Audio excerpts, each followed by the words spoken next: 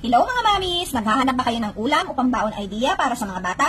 Kailangan natin dito ng carrots. Kudkurin nyo lang para madali. Gumamit din ako ng red bell pepper, hiniwa ko lang na maliliit, pati ang sibuyas at bawang. Gumamit din ako ng half kilo pork giniling. Hinalo ko lang dito ang kalahati ng na-prepare kong bawang at sibuyas. Nilagay ko na din dito itong kinudkod na carrots at bell pepper. Gumamit din ako dito ng Good Life breadcrumbs. Eto, tansya-tansya lang at paunti-unti lang ang lagay.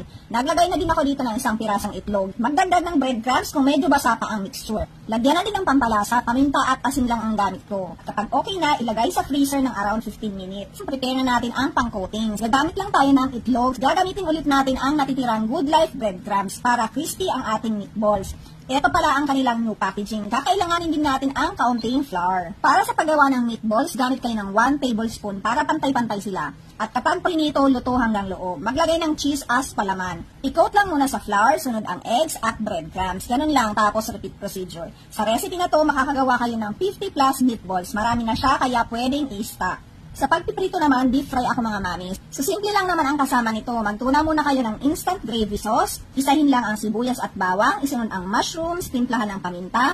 Isunod ang tinunaw na gravy sauce. Magdagdag ng asin, depende sa inyong panlasa. Kung may mga anak kayong pumapasok, try nyo to. Happy cooking! Enjoy!